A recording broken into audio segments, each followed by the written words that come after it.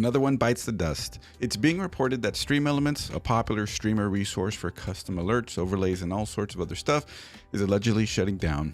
This has thrown a lot of folks into uncertainty on what to do, but fear not.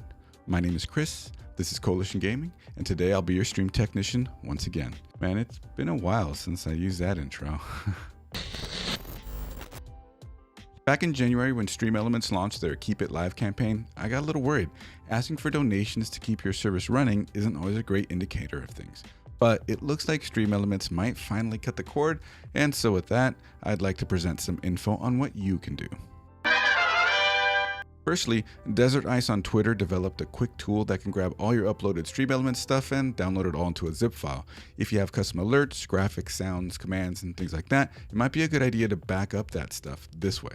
The website is export.stream, and I'll have it linked in the description below. Now let's talk some basics. Alerts. We all want to know when we get follows, subs, bits, hype trains, and things like that. And guess what? You don't actually need a third-party service to cover those bases. If you go to your creator dashboard on Twitch, then click Alerts, you'll see an option to create alert box. And if you click that, you're presented with an editor that can get you back up and running with all sorts of alerts, including customizations. Once you're happy with what you have, copy that browser URL from the bottom right corner and drop it into OBS as a browser source the same way you would have with StreamElements. Voila.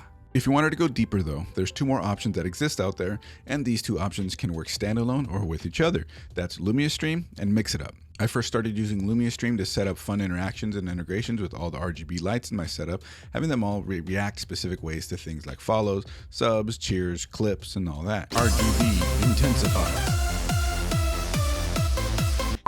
But over time, they grew to be a powerful overlay tool as well, and that doesn't even cover the half of it. You can do so much with LumiaStream. I can't even really cover it in this video. Some of it is paywalled, but you can use it for free too, so that's nice.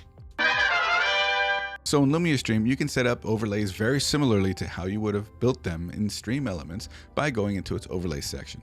Once there, you can set everything back up, copy the URL, and stick it into OBS the same way, and you're off to the races. They have so much flexibility in the kind of things that it can alert on. It puts StreamElements to shame, honestly.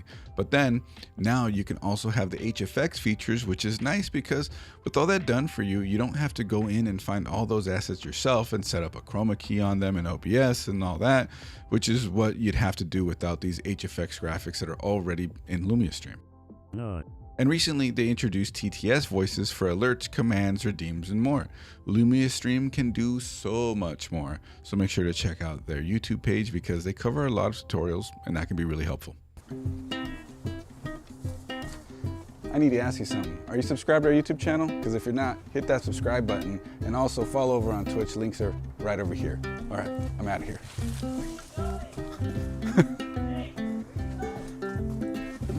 I don't like it over there. Next is Mix It Up. They originally got their start being a chatbot that could do custom things for Microsoft's defunct streaming service, Mixer.